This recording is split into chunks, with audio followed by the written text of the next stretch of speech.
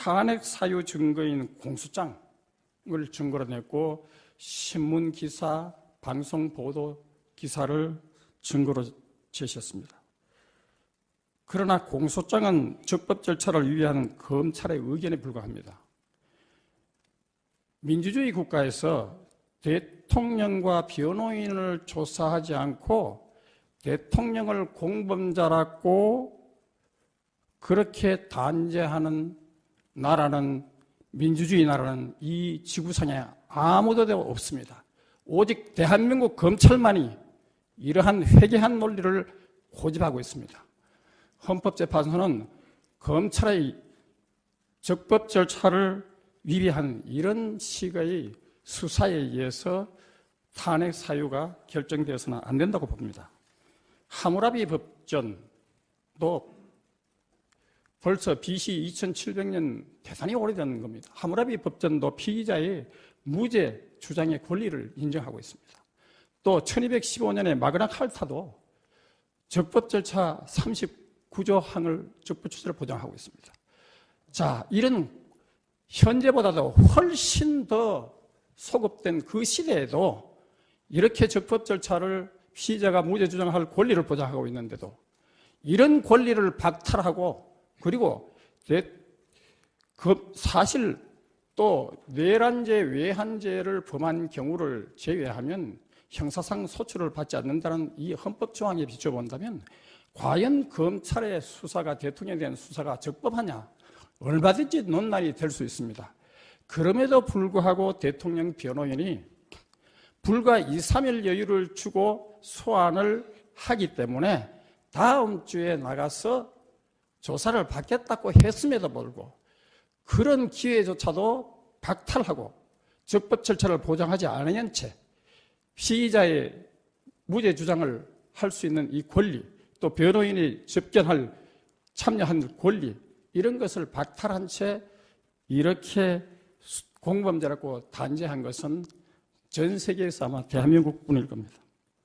그래서 검찰의 수사, 공소장과 거기에 기초한 수사는 대단히 탄핵 사유로 삼는 데는 부적절하다는 겁니다.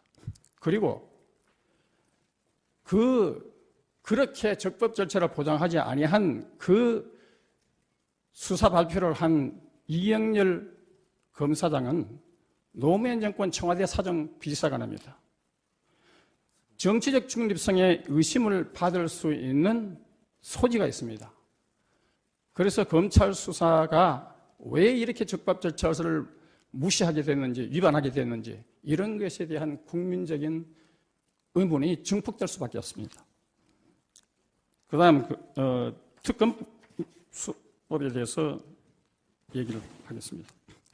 검찰정법 제4조에 보면 검사는 공익의 대표자이고 국민 전체에 대한 봉사자로서 정치적 중립성을 지켜야 하며 주어진 권한을 남용해서는 안 됩니다.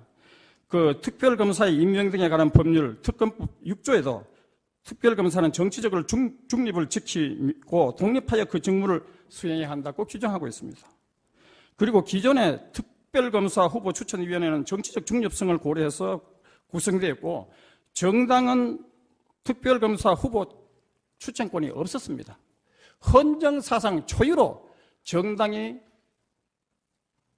후보 추천권을 가지게 됐고 그것도 야당만 추천권을 가지게 됐습니다. 이런 특검법은 여야 합의에 의한 특별검사 검사 임명은 검찰청법과 특검법을 중대하게 위반했습니다. 어떻게 대통령에게 헌법과 법률에 위배된다고 해가지고 탄핵을 주장하는 국회가 스스로 검찰청법과 특검법을 위반해가지고 어떻게 특검을 구성할 수 있습니까? 이런 특검 수사를 어떻게 우리가 국민 누가 신뢰할 수 있겠습니까? 그리고 이 특검에 의해서 임명된 특검 검사가 임명한 특검 수사팀장은 노무현 정권 때 특채로 유일하게 임명된 검사입니다. 왜 하필 수많은 검사 가운데 하필이면 그런 사람을 특검 수사팀장으로 임명합니까? 결국 검찰청법과 특검법의 정치적 중립성을 보장한 이 규정을 법 자체를 위반하고 그 임명 자체도 마찬가지입니다. 그래서 이런 특검 수사는 저희들로서는 도저히 증거로서 받아들일 수 없습니다. 그리고 또 국회에서 탄핵 소유 증거로 신문 기사와 방송 보도를 증거 자료로 제출했습니다. 과연 이것이 증거가 될 수 있는가? 자, 북한의 노동신문은 남조선 언론을 가리켜 정의의 대변자, 진리의 대변자, 시대의 선각자, 정의로운 행동에 나섰다. 이렇게 하고 김정은의 명령에 따라서 남조선 인민들이 횃불을 들었다. 이렇게 보도하고 있습니다. 물론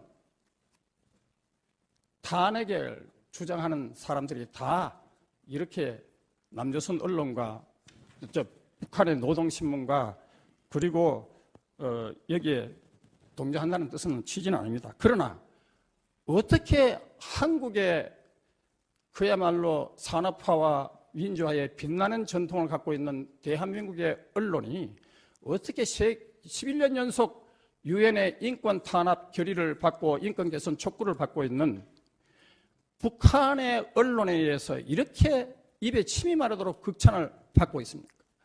이런 언론 기사 이걸로서 탄핵 사유로 결정한다면 이거야말로 중대한 헌법 위반이라고 보여집니다.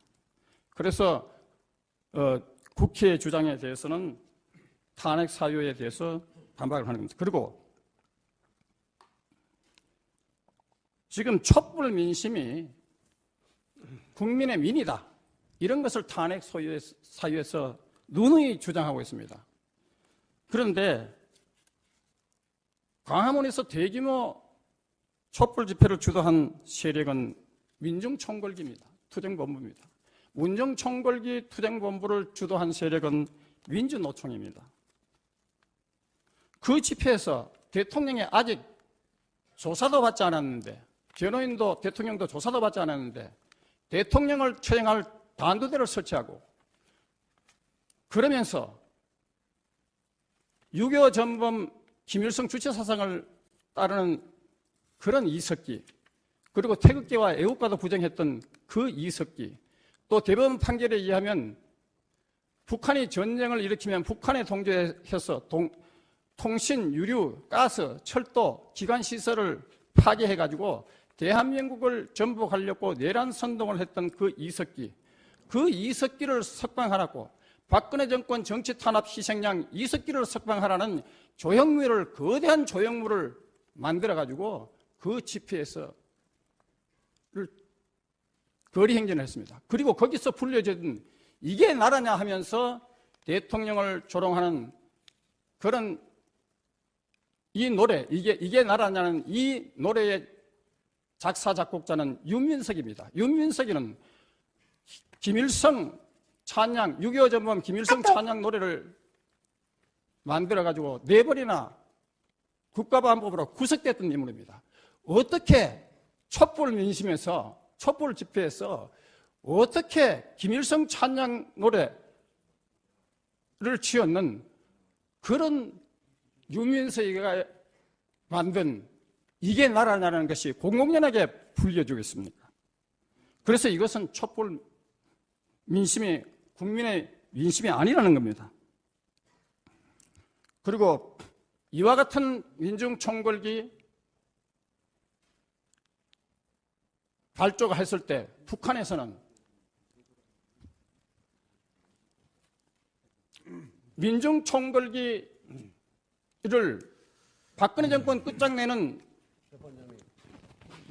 충분한 변론 기회를 가져야 됩니다. 예. 제가 가능한 한 간략하게 아주 간략하게, 간략하게 충분히 이제 앞으로 계속 기회가 있을 테니까 줄여주시죠. 소장님, 이 재판은 그야말로 국민이 뽑은 대통령을 탄핵하는 중대한 문제이기 때문에 충분한 이 모두 진술이 보장되어야 된다고 생각하고 저는 간략하게 소장님의 입장을 존중해서 간략하게 하겠습니다. 결국은 그 집회에서 경찰 113명이 부상을 입고 50대 경찰차가 부서져 가지고 도심이 무법천지가 됐습니다. 이것은 사실상 대한민국에 대한 선전포고입니다. 어떻게 이 민중총궐기가 민심이라고 할 수 있습니까? 그리고 JTBC 타블렛 PC 조작과 관련해 가지고 이것은 JTBC 타블렛 PC가 두 대입니다. 하나는 고영태가 제출한 것이고 또 하나는 최순실이 것이라고 JTBC가 제출한 겁니다. 그런데 이 여기는 보면 JTBC 자료 모음 또 무슨 그 최순실 파일 이런 것을 통해서 그 부분도 아까 우리 그거는 좋습니다. 변호사님이 그러면 그거는 생략하겠습니다. 분이니까 좀 생략하고 주시기 바랍니다. 그다음에 이 사건의 발단이 된 것은 투기자본감시센터의 고발장과 추가 고발장이 발단이 된 검찰 수사입니다. 여기에 의해서 수사가 이루어졌습니다. 그런데 이 투기자본감시센터의 사무실 주소는 민중총궐기를 주도한 민노총의 사무실을 두고 있습니다. 그리고 이 투기자본감시센터는 론스타에서 더 문제 삼지 말아달라 이렇게 해가지고 7억을 수수해가지고 2015년도에 지역 2년을 선고받은 그런 단체입니다. 그런데 여기서 더 문제 삼지 말아달라고 하면서 받은 그 7억 원이라는 그에게 돈이 그 사람 전 대표의 개인에 사용했겠느냐? 아니면 그 단체에도 더 문제 삼지 않기 위해서 배분되었을 개연성도 큽니다. 재판장님. 그래서 이런 그래서 왜냐하면 이것이 바로 고발장입니다. 이 고발장에 의해서 우리 소추위원 측에서 의견이 있으시니까 한번 들어보겠습니다.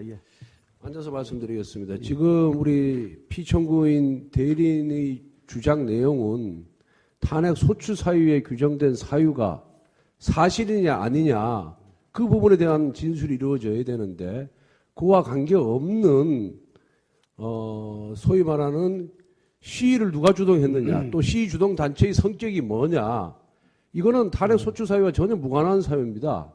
그래서 탄핵 소추 사유에 대해서 그것이 사실이 아니다. 사실이 아니면 무슨 이유 때문에 사실이 아니다라는 것을 진술해 주셔야지. 그러면 소추 사유와 무관한 얘기를 계속 하는 부분에 대해서는 재판장님께서 이 제재를 해주시기 바랍니다. 고발한 단체. 잘 알겠습니다. 저희 서 변호사님, 구체적으로 더 하실 말씀 있으시면은 그 서면으로 제출하시고 그러면 여기다 이 소추 사실에 대한 의견만 간략하게 해서 줄여주세요. 그러면 이렇게만 시작하겠습니다. 지금 국회는 다수결로 국회에서 탄핵했다는 것을 강조를 하는데 물론 민주주의는 다수결을 따르지만 구스타브 라드부르가 지적하듯이 상대주의적 관용을 원칙으로 하고요. 그래서 민주주의 다수결에 의해 가지고 실제로 소크라테스도 배심 재판에서 사형 선고를 받고 예수도 군중 재판에서 십자가를 졌습니다. 그래서 다수결이 함정을 선동하는 그런 언론 기사 이런 것에 의해 가지고 또 부정확하고 부실한 자료에 의해서 증폭될 때는 민주주의가 다수결이 대단히 위험할 수 있다는 것을 말씀드리겠습니다. 그리고 이제 제 끝을 내겠는데요. 소크라테스가 자기가 그 마지막에 사형 그걸 받고 유언적인 말을 했는데요. 그러면서 나를 고소한 사람들은 나를 중상모략했다. 여러분들의 길을 막아놓고 중상모략을 했다. 또 이렇게 하면서 나는 사형장으로 가고 여러분은 살기 위해서 갈 것입니다. 그러나 어느 쪽이 더 좋은 것이 기다리고 있는지 신 이외에는 아무도 알지 못합니다. 자, 이런 얘기를 했습니다. 저는 아무리 언론이 이제 끝내겠습니다. 아무리 언론이 자유민주주의 헌법 질서를 지키는 태극기 집회를 외면하고 북한의 노동신문이 한국 언론을 진리와 정의의 대변자라고 극찬을 하더라도 우리는 두려워하지 말아야 합니다. 아무리 괴담과 유언비어가 남남 갈등과 극도의 혼란을 조장하더라도 대통령의 7시간과 관련해서 대통령은 인격살인과 온갖 모욕을 당했습니다. 아무리 그런 조장을 하더라도 강하고 담대하게 한국을 지킬 것입니다. 일제 식민지에서 해방시켜주고 중국과 러시아의 사주를 받은 북한의 6.25 무력난침에도 한국을 지켜주신 신의 섭리가 헌법 수호의 마지막 최후의 보루인 헌법재판소를 보호하여 국민에게 희망을 주는 복음을 주실 것을 기도드립니다. 감사합니다. 예.